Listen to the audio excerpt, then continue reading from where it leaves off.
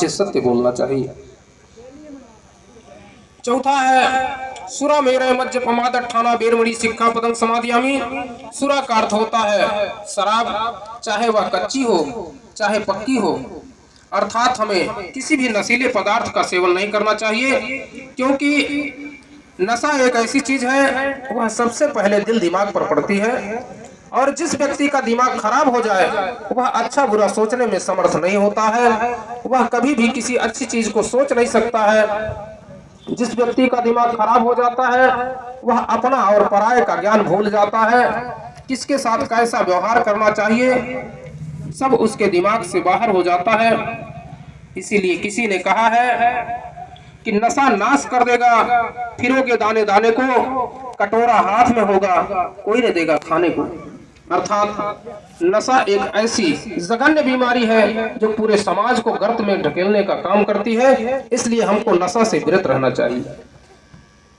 पांचवा सील है कामेश मिच्छाचारा बेरमणि शिक्षा पदम समाधियामी। अर्थात हमको काम वासना से दूर रहना चाहिए। अपनी स्त्री के अलावा दूसरे की बहन बेटी को अगर अपने से कम उम्र की है तो उसे बेटी के समान, अपने से बराबर में है तो उसे बहन के समान, और अपने से बराबर में है किसी की पत्नी है तो वह चाची के समान, माँ के समान उसे सम्मान देना चाहिए। इसलिए हमको पाप व्यभिचार के कर्मों से दूर रहना चाहिए। यही 3 त्रिशरण और 5 पंचशील गौतम बुद्ध ने कहा कि जो इस 3 त्रिशरण और 5 पंचशील को धारण करेगा वह अपने जीवन को धन्य बनाएगा। इसीलिए आप लोगों ने सुना होगा जब किसी सवर्ण व्यक्ति ने आपके घर आकर के कभी कोई गलत चीज कहा होगा, आपने उसका जवाब दिया होगा, तो वह यही कहता है कि बताए दी फलाने हमारे सामने तो 3-5 न कहा, बाकी कुल के। तो 3-5 क्या है? हमको आपको हमेशा सदाचार की बातों को ध्यान में रखना चाहिए, क्योंकि बौद्ध धर्म एक ऐसा धर्म है जिसके कारण हम अपनी बात को अपने समाज के बीच में, अपने सगे संबंधियों को अपने तौर तरीके से समझा सकते हैं।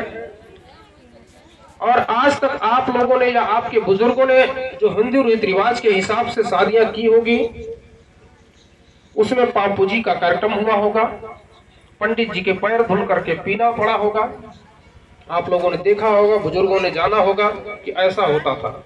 लेकिन जब आपकी बेटी अपने घर से किसी बात को लेकर के अपने बाप के घर पहुंचती थी और उसका दामाद वहां पहुंचता था, तो उसके घर वाले यही कहते थे कि भैया दामाद जी तुहार हम गुड़वा पूजे ही, मुड़वा ना पूजे ही, और मारा मुड़वा फट जाए। क्यों? इसलिए कि मूड पूजा ना कहिए। लेकिन बौद्ध धर्म एक ऐसा धर्म है जो सबके सुरक्षा कवच का काम करता है। वो पाव पूजी नहीं बल्कि आशीर्वाद कार्यक्रम, जो आशीर्वाद सिर पूजन करवाता है। इसलिए आप उस लठ को मारने के भी हकदार नहीं होते हैं। इसलिए जो है हमको आपको बौद्ध धर्म का पालन करना चाहिए और कार्यक्रम को आगे बढ़ाया जाए या और खींचा जाए, जैसा आप लोग कहें